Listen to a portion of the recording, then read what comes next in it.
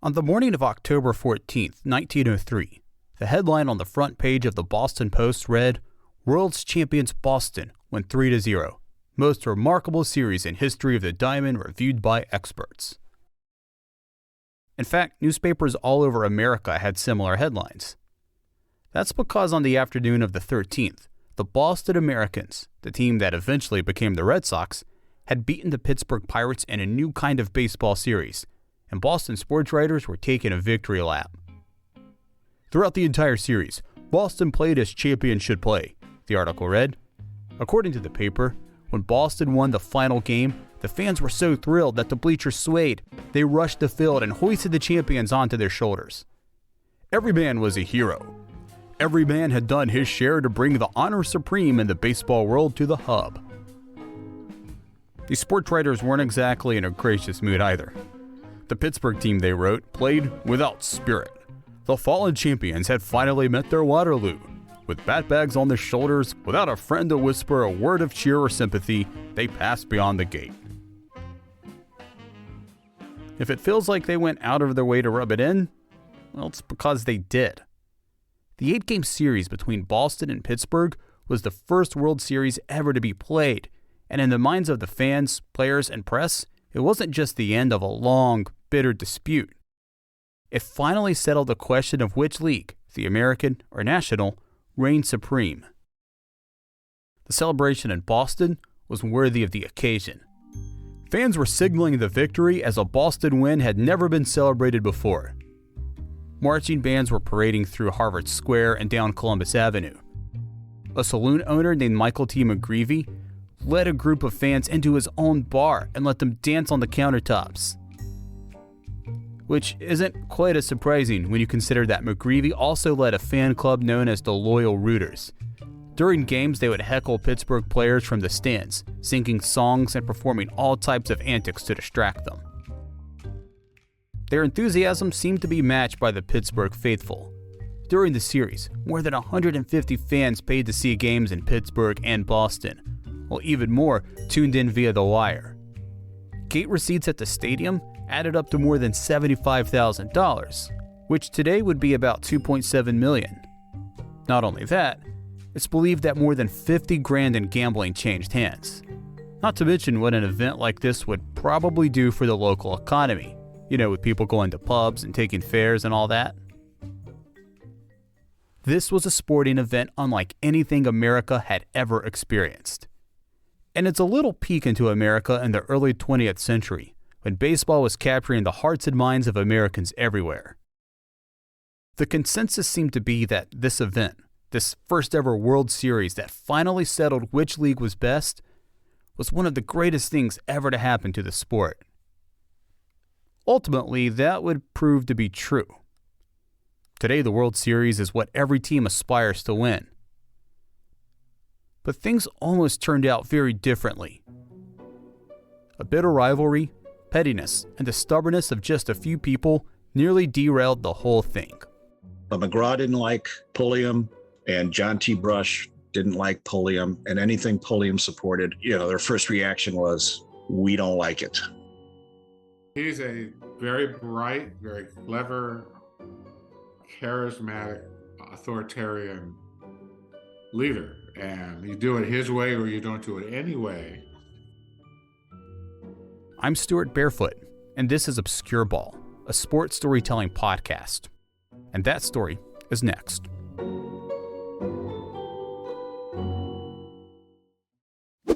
So if you're new here, it's probably worth mentioning that Obscure Ball is an independently produced podcast. There's no sponsor, no affiliate links, or even a Patreon. It's just me and my company, Small League Productions, and I lean heavily on listener support. So if you enjoy these episodes, please share it with a friend or colleague or really anyone you know who likes sports and good storytelling. I make these episodes in my free time for people to enjoy, so the more people who listen, the better. Also, there is a donation link in the description. If you can spare it, it would be greatly appreciated and would go towards making more episodes like the one you're about to hear. Okay, on to the episode. And just a quick note about it. It is chapter 3 of a 3-part series, but you don't need to listen in order. So stay here, Finish listening to this episode, and you can check out chapters 1 and 2 later. This one is called Circa 1904, Chapter 3, The Grudge. It was an era of rough and tumble baseball, a lot of connections to gamblers, a lot of fighting, kicking, they called it at the time. A lot of disrespect for umpires, and these were just rough guys who fought each other. Floyd Sullivan is the author of Called Out, a fictional novel based on the real events of 1908. You can learn more about that and the episode I did called Take Nothing for Granted. The protagonist in Floyd's story is a man named Harry Pulliam, who was hired in 1902 to be the first ever National League president. As Floyd alluded to, the league was at a crisis point, with attendance shrinking and players misbehaving on and off the field. So Pulliam was seen as something of a reformer who believed that baseball could be a sport that everyone enjoyed. So he set out making a lot of reforms to help clean up the league. And he wrote poetry, and he was interested in the arts, and so he saw that part of baseball, the beauty of baseball. And so when he was put in a position of power, he tried to apply those standards to the game and essentially pull the game kicking and screaming out of the 19th century and into the 20th century. But as he pulled them kicking and screaming into the 20th century, the league faced another problem. The newly formed American League, who in today's terms would be considered a disruptor. There was tension there, I guess, between the American League and the National Leagues, correct?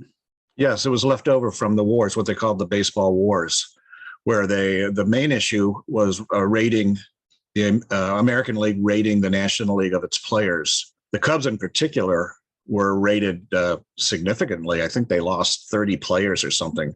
So there was a lot of bitterness. Then the National League would try to raid the American League right back. And there was a couple of contract disputes that were very, very heated. The baseball wars. To summarize how it got to that point, you probably first need to understand that the National League kind of operated as a monopoly when it came to professional baseball.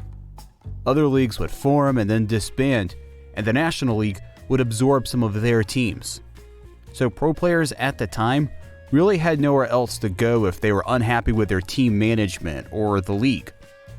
They were basically stuck in their contracts, and team owners exploited that to the max, figuring, hey, there was no real competition, so what's the difference? But then, the American League came along in the early 1900s and completely shifted that dynamic.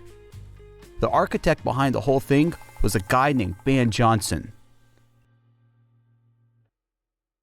I think it's kind of interesting that he had a personality that kind of a rebel, where he didn't stay in school like his father wanted him to. Cindy Thompson is a freelance writer who has written about early 20th century baseball, and she also co-authored Johnson's bio for Saber. And then he got a job as a sports writer, a journalist, and his father didn't like that so much, but that kind of propelled him to get into baseball and make the connections that eventually got him to the Western League, where they asked him to take that over. So it was a stepping stone, and not the traditional way that his parents probably envisioned him going. And he just kind of paved his own way his whole life, I think. He eventually became head of a scrappy little startup called the Western League, which started to make some noise in the 1890s. Up until around 1900, it was a minor league, confined mostly to the West and Midwest. But then the league established teams in big markets like Baltimore, Boston, Philadelphia, and DC, which was not a coincidence. The National League had dropped teams in those very cities, so Johnson figured there was already a market for baseball there, which was correct. With teams all over the country now, not just in the West or Midwest, the name Western League was obsolete, so Johnson changed the name to the American League, and then declared that his new entity was a major league, on par with their National League rivals. Meanwhile, the National League was furious, but were in no position to fight back. The league was a total mess, Attendance was dropping and players were unhappy with their contracts. So the American League actively courted those players and were pretty successful. One was George Davis, for instance, who had contracts with both the New York Giants and I believe it was the Chicago, at the time they were called the Chicago White Stockings, who became the Chicago White Sox. And then I'm not sure I'm going to pronounce this guy's name right, but Ed Delahanty, he apparently had 3 ironclad contracts with various teams in both leagues. If that weren't bad enough, Johnson would troll the National League by moving teams to the same cities where they already had established clubs, like St. Louis and Philadelphia. This made it easier to not only attract fans, but also to lure players into jumping ship. The St. Louis Browns were formed and actively recruited players from the more established Cardinals. He even publicly teased the idea of moving a team to Pittsburgh to compete directly with the best team in the world at the time, the Pittsburgh Pirates. Things got ugly. The National League tried to fight back, but were already quarreling so much amongst themselves that they had a hard time organizing to fend off their new rival. Eventually, they ended up going to court, a lot, alleging that the American League was breaking some kind of contract.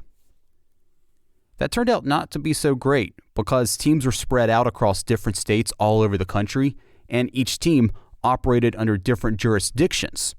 And different judges across the country had different interpretations as to what was legal and what wasn't. Still, as a general rule, the court seemed to favor the American League, just adding to the pile of problems the National League now faced. So after 2 seasons of attrition, anger, and bitterness, the leagues got together and hammered out a deal in early 1903. And even though Johnson and the American League were firmly in the driver's seat, Pulliam and the National League boldly proposed that the leagues merge and that the 4 American League teams and National League cities would be dissolved. Johnson didn't do it. He defiantly left the meeting and came back a few days later with his own proposal. The National League would have to honor all existing contracts, even the ones of players that jumped ship. In return, the only concession he offered was not making good on his threat to move a team to Pittsburgh. But even that came with its own condition. He was allowed to move his Baltimore franchise to New York, where the National League already had the Giants. The National League really had no choice but to accept it. It was a bitter truce for everyone aside from Johnson and the American League team owners. But it was a truce all the same. And from it came the National Agreement, which set up a commission that governed the 2 leagues. So that's how the 1903 season began. Boston cruised to an American League pennant winning 91 games, while Pittsburgh won their 3rd straight National League pennant, also with 91 games. In their minds, the Pirates were still the team in America and wanted to prove to the world that they were better than the team in Boston. So Pittsburgh team owner Barney Dreyfuss proposed to Boston owner Harry Kalela that the league champions play a best-of-9 series. Pulliam, who again was the newly installed National League president, understood that it was a great business opportunity for the game and rallied support among most of the league owners to support it. Most being the operative word. More on that part later. Johnson, who had gone full Machiavellian by this point, apparently wasn't done punishing the National League, so he signed off on the idea, telling Boston that they must beat Pittsburgh. And they did, in 8 games.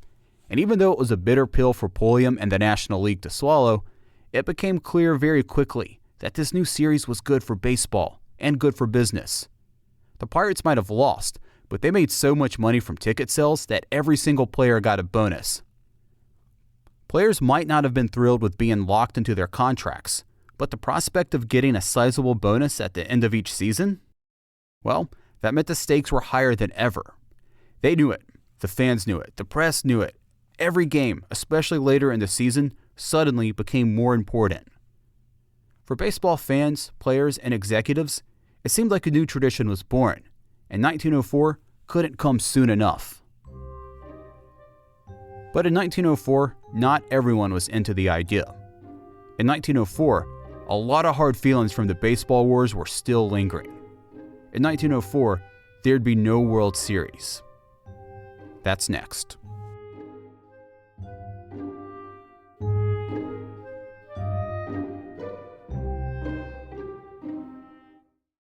One reason it takes me way too long to make these episodes is that I also have a day job where I make podcasts.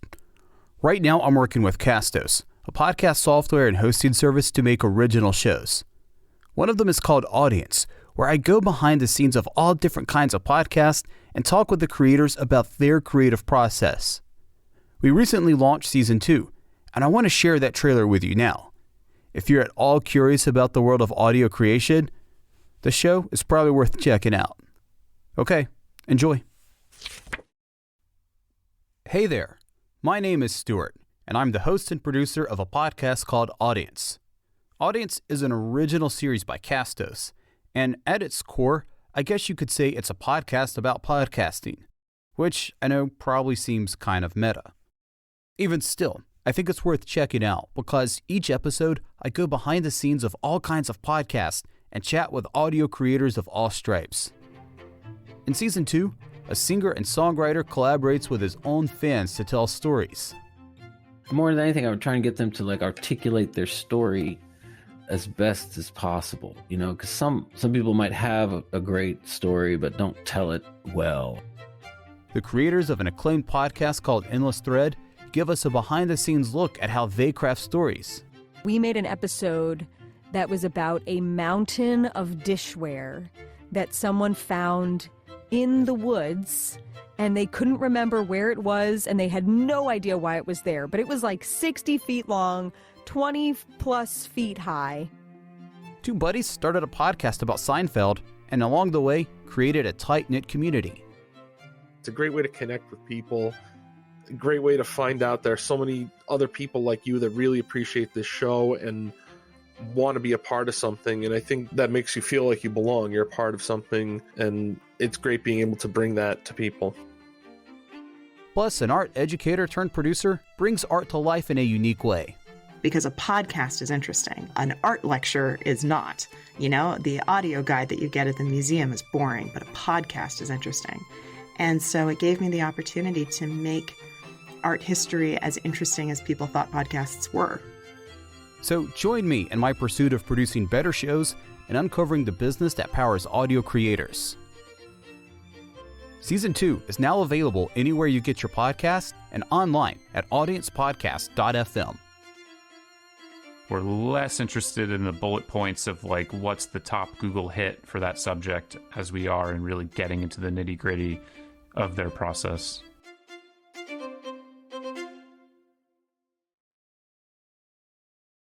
How would you describe John McGraw? Well, in the current days, the current era, they would say he's an asshole. But, I spoke with Don Jensen, who's a diplomat by day and a baseball writer on the side. Among the many things he's written, he wrote the official Sabre bio for McGraw. And if ever there was an interesting bio to write, this would be at somewhere near the top of the list. Describing McGraw to anyone unfamiliar with him kind of feels like describing some kind of folk legend.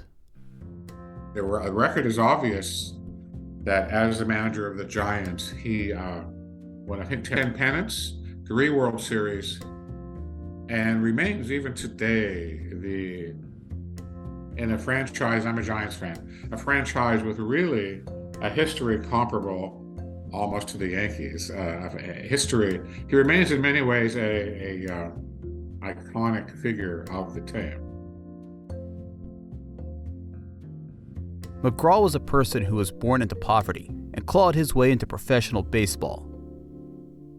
He played for the first iteration of the Baltimore Orioles during the 1890s, a team that was notorious for their dirty play. They'd employ tactics like tackling runners or grabbing them by the belts to prevent them from scoring.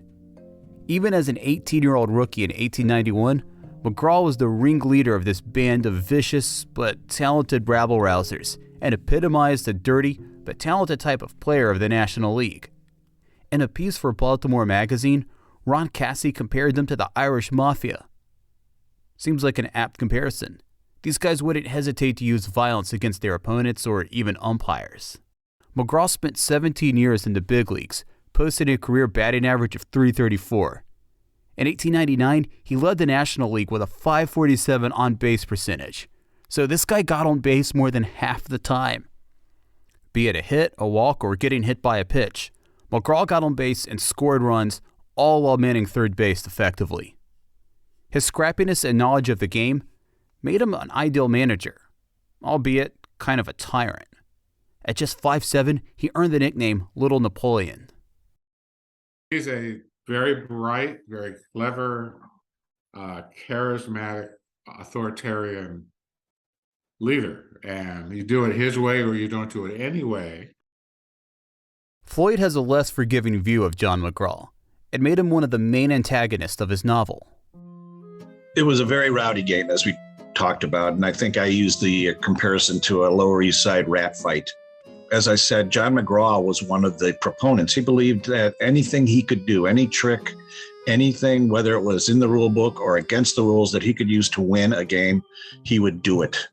And he brought that mentality with him to the Giants when he came from the American League Baltimore Orioles early in the 20th century. To keep a long story less long, McGraw ended up working for Ban Johnson in 1901. Around the same time that the National League Baltimore Orioles folded, Johnson was busy with his efforts to expand the American League. And like I mentioned earlier, he was replacing teams in cities where National League teams closed up shop with a brand new American League team. Since Baltimore was a pretty elite team, at least on the field, during the 1890s, Johnson decided to keep the name.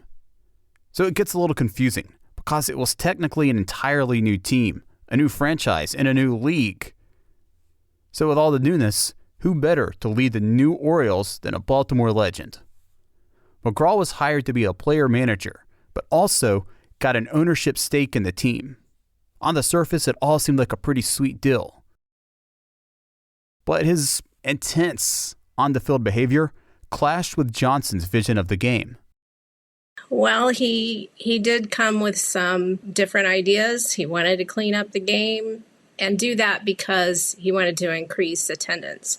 So if you can make it family-friendly, more acceptable to women in that era. So there was that underlying, we'll make more money, we'll get better attendance. But he did want to clean it up. And one of the things I think is admirable about him is that he supported the umpires. He increased their wages. He made penalties, strong penalties for bad behavior against the umpires on the field. And that kind of changed things, cleaned things up a bit.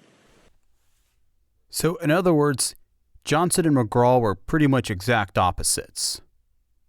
So the two clashed. Though there were some similarities.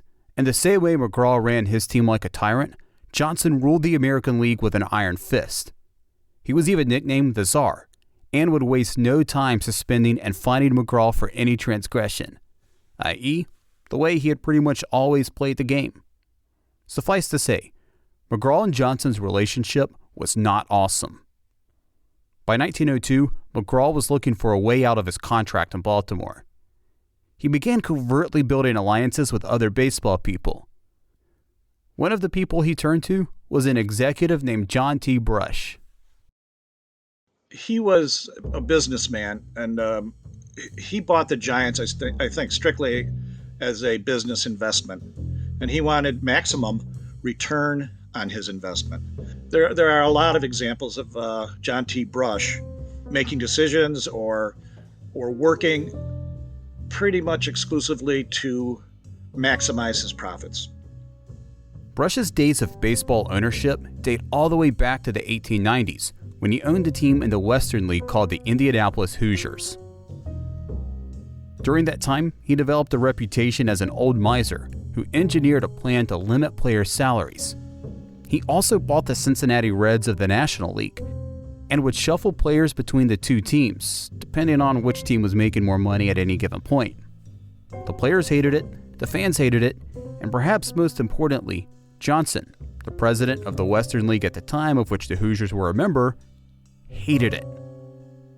And he and Brush butted heads over the process. Brush grew tired of it and eventually sold off the Hoosiers, but still seemed to hold a grudge against Johnson.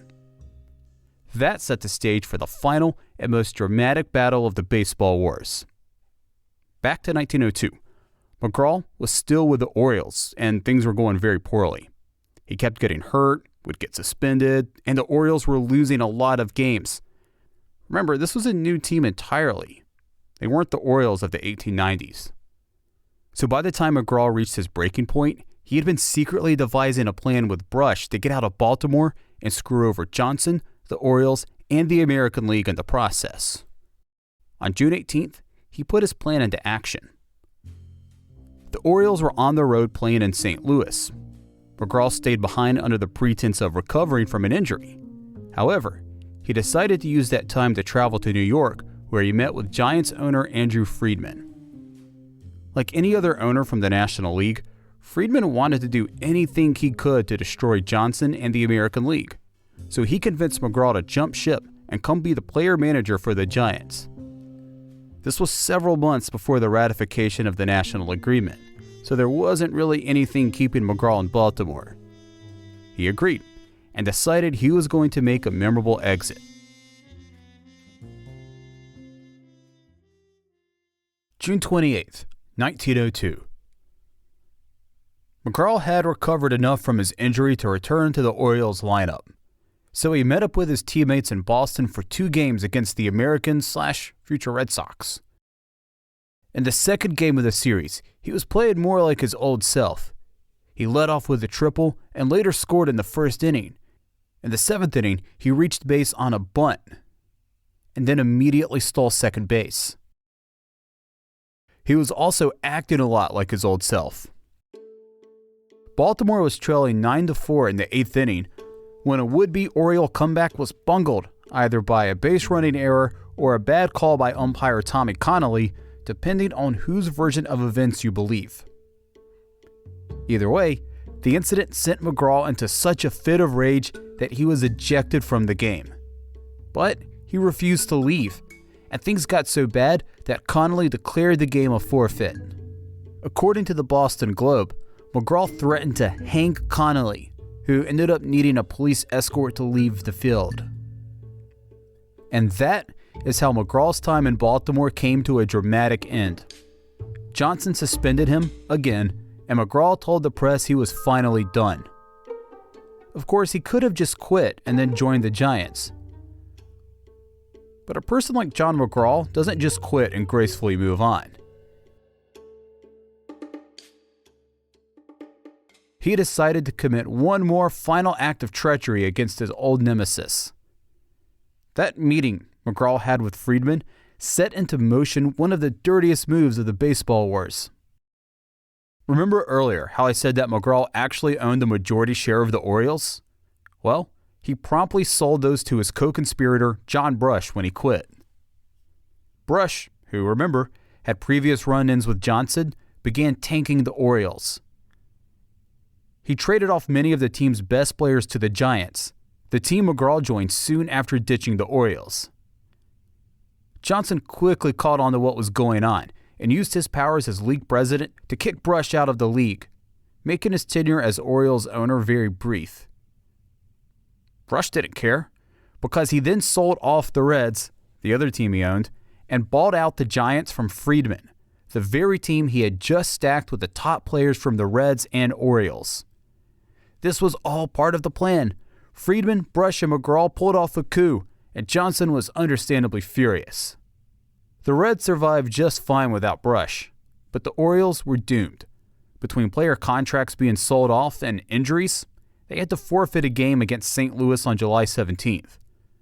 The rest of the season was a complete disaster, and they finished dead last in the American League at 50, 88, and 3. Back then, you could still tie games. Worst of all, the Orioles were a financial disaster too. As the team plummeted towards last place, attendance dropped with it. The team seemed dead in the water. But this wasn't over. Far from it. Johnson had a few more tricks up his sleeve. 1903 was going to be Brush and McGraw's first full season in New York, and with a loaded roster, they were ready to challenge the Pirates for the league's top spot. Meanwhile, the Baltimore Orioles were bankrupt, so Johnson needed a buyer, and quick. He found them, though they weren't really his ideal candidates. Big Bill Devery, a police commissioner in New York City who had a reputation for corruption, and pool hall king Frank Farrell, another guy with a less than stellar reputation, took him up on his offer. These guys were both deeply embedded in New York politics and Tammany Hall, a very, very corrupt relationship. They likely made millions together through their corrupt endeavors.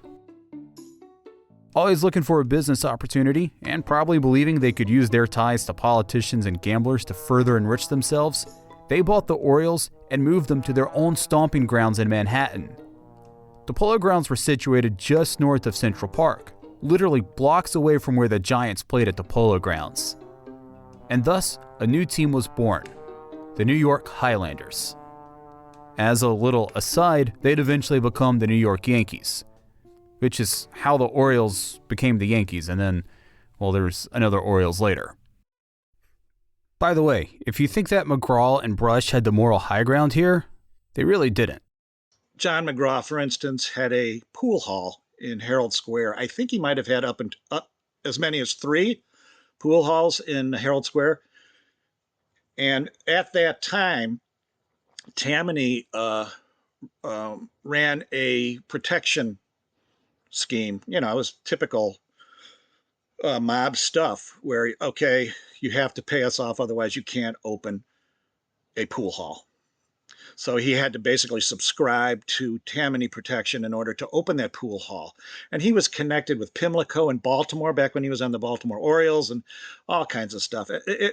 Gambling in connection to Tammany Hall in particular was rampant. And Don Jensen seems to agree.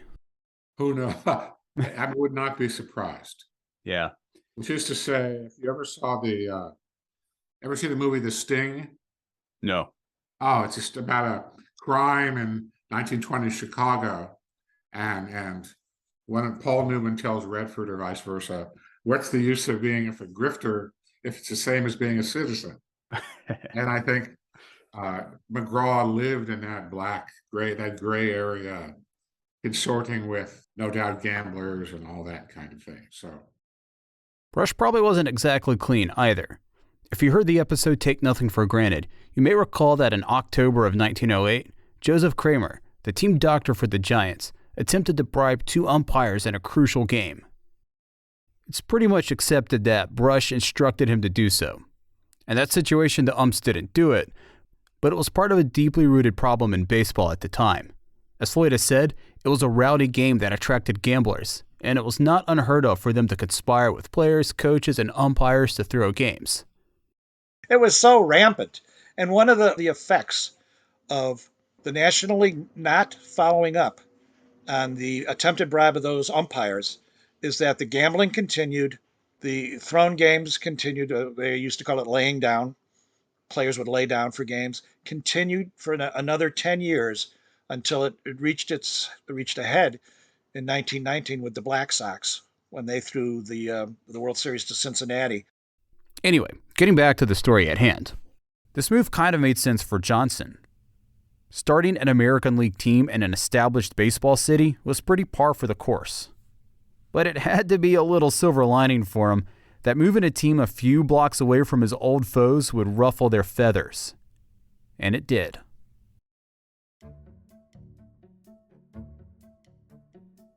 Devery and Farrell quickly commissioned a new stadium on a ridge right near Broadway that overlooked the Hudson River.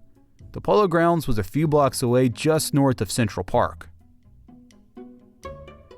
Farrell, Devery, and Johnson were so eager to play in New York that when the season began in April of 1903, the stadium wasn't even finished. With a totally revamped roster, the newly minted New York Highlanders were far better than their predecessors in Baltimore. They went 72, 62, and 2 in 1903, good enough for 4th place in the American League. The Giants, meanwhile, had their own remarkable turnaround. They won 84 games, which put them in 2nd place behind the Pirates. More than 500,000 people turned up to the Polo Grounds to see the Giants play, while only just over 200,000 people went to see the Highlanders play at their new stadium, Hilltop Park. All of that is to say, by virtually every metric, the Giants had a much better situation going for them than their American League counterparts. But McGraw and Brush still saw Johnson's move as an affront. They'd hoped to destroy him and weaken the American League on the way out. Instead, they helped contrive a situation that put a competitor directly in their own backyard. They didn't like it, and it set the stage for the ultimate showdown of attrition, pettiness, and immaturity. So let's recap the situation and take stock of all these different people involved. First, there's Ban Johnson, known as the Tsar, an ambitious executive determined to turn the American League into a powerhouse and willing to step on toes and work with organized criminals to get there. He's bitter over McGraw's exit from Baltimore and mad at Brush for helping him out. Then there's John McGraw, Little Napoleon, a brilliant, quick-tempered, stubborn manager who despised anyone who exercised any authority over him, including Johnson and his new league president, Pulliam. He'll oppose any idea they champion. Then there's John Brush, an old miser who cares nothing for baseball and didn't like the fact that a new team was building a stadium right near his.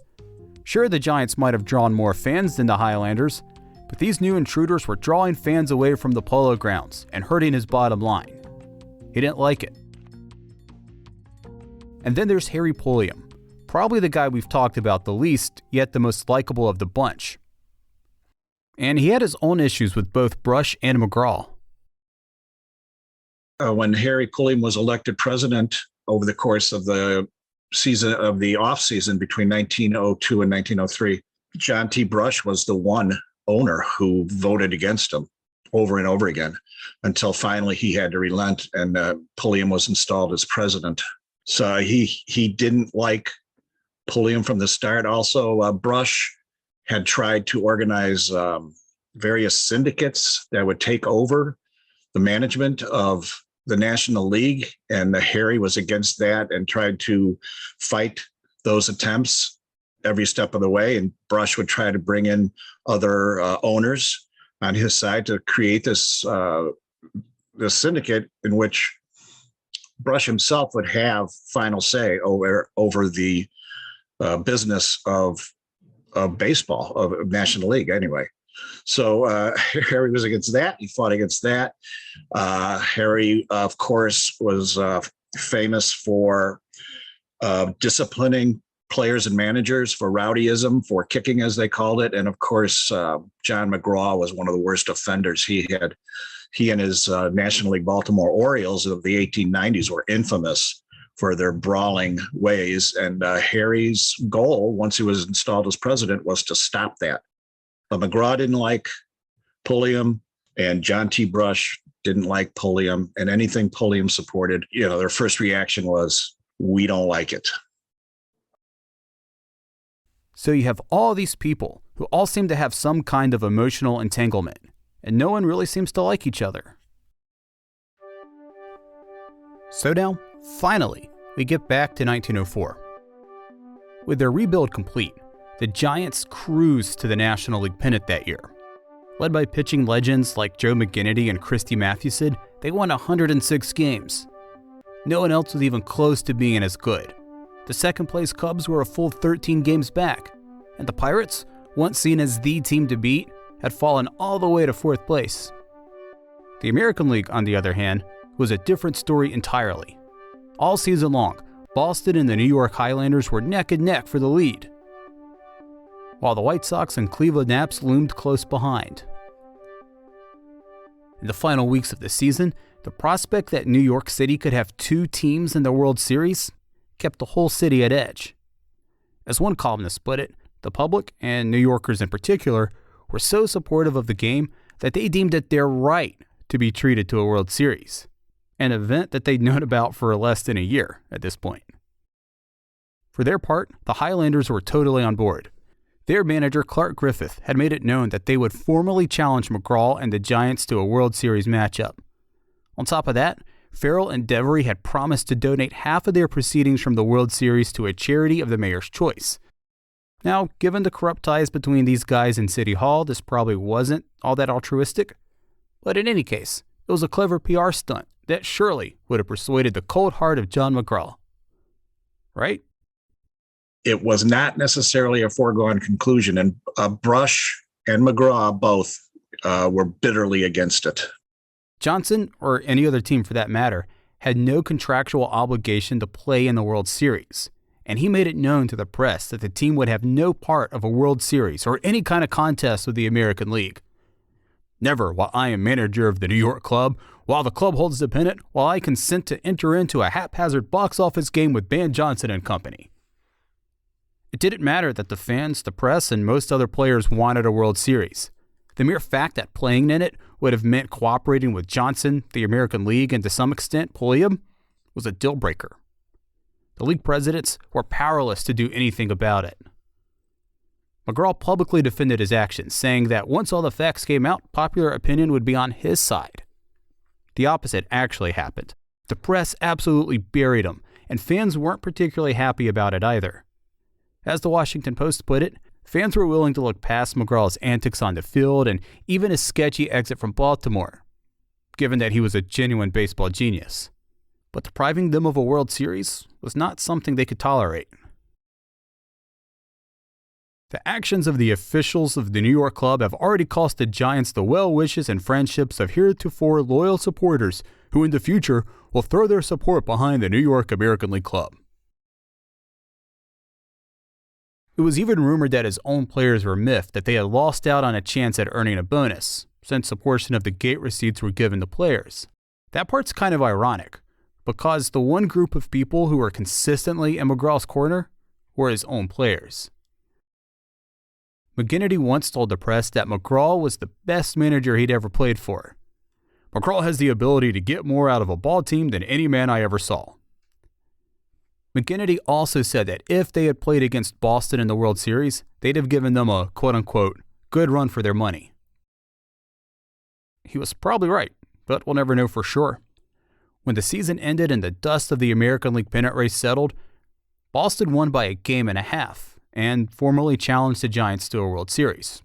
But Johnson and Brush held their position and refused to play. While it's hard to argue they were really breaking any kind of long precedent or sacred tradition, again, the World Series had existed for a year at this point. Their actions wouldn't be repeated for another 9 decades. Well, it is now official. No more regular season, no extended version of the playoffs, and for the first time since 1904, no World Series, Brendan. It's not pretty. Yogi Berra said it ain't over till it's over. He was talking about the 73 Mets. Now Yogi could say this one's definitely over. The World Series has been played on in the midst of 2 world wars, in the midst of the Depression era, but now in 1994, in the midst of the greed era in Major League Baseball. No World Series. No more baseball this year. TSN's Rod Smith reports. As they say, time heals all things.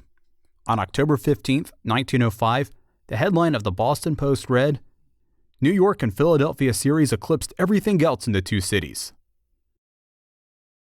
The New York Times described the wild scene. 10,000 throats bellowed forth a tribute that would have almost drowned out a broadside. That was the scene at the Polo Grounds on October 14th. Christy Mathewson got Philadelphia Athletic Lave Cross to ground out to end the game, which was the final out of the World Series. The Giants had again won the pennant in 05, and this time they had to play in the World Series. And they didn't resist because Brush knew that he would make more money, and they expected to win in 1905 again. They had by far the best team in the National League. Also, they really didn't have a choice since their obstinance compelled the league to codify an official postseason. Harry Pulliam was a big champion of the idea. Before he met his tragic end, detailed in the episode Take Nothing for Granted, Pulliam helped usher in a new era of the game. He would institute or try to institute anything he could think of to improve the game, to make it better, to make it less dangerous, to make it more fun, to make it more artistic. His counterpart, Ban Johnson, was equally innovative, but ran into his own issues and was eventually pushed out of the very league he helped create. He had the friends and the connections and got things to go his way until he started ruling against some of the people that, were helping him, and contracts didn't go their way, and the conflict with the different owners, and so eventually it was his death. John Brush's health declined quickly after he bought the Giants in 1902, and he spent his last years in a wheelchair. Even still, one of the few remaining remnants of the Polo Grounds is a steep, winding staircase named after him. John McGraw went on to manage the Giants for 30 years, winning more than 2,700 games, which is third best all-time among managers. He was also ejected 121 times, which is second only to Bobby Cox. He died in 1934 and was inducted into the Hall of Fame 3 years later. His influence on the team is so profound that even today in San Francisco, not New York, they rebuilt his pool hall speakeasy in the ballpark. So probably the most iconic manager in the team's history, which is about 140 years. And also a Hall of Famer, of course, and a great ball player for the old Orioles in the 1890s. Finally, it should be noted that 1904 American League pennant race was the beginning of one of the greatest rivalries in all of sports. The Boston Americans eventually became the Red Sox, and the New York Highlanders became the Yankees. And we all know how that evolved. So that's the end of the 1904 series. After about a year of research and producing these stories, I can say confidently it's one of the most fascinating eras of sports in American history. Well, baseball is always a reflector of societal change. And it was America assimilating immigrants. It was America enduring the social injustice of the industrial age. I think it's fascinating. There's such colorful characters and the stories that come out of it. The fact that it's the baseball that we know today, modern baseball that we could follow, and yet it was different. And 1904 was a very, very successful year for baseball in general, both leagues. And the fan base was growing. You mentioned 1908 as being the year that really defined baseball as America's pastime, but that was already in the works, largely thanks to Harry Pulliam, by 1904. Obscure Ball is presented by Small League Productions. A special thanks to Floyd Sullivan, Cindy Thompson, and Don Jensen for their contributions to this episode. Music comes from the Storyblocks Libraries and Blue Dot Sessions. This episode, like all others, was written, edited, narrated, and produced by me. I'm Stuart Barefoot. More episodes are available wherever you get your podcast and online at obscureballpod.com. And please, stay tuned to this feed because at some point there will be another episode. I just don't know when.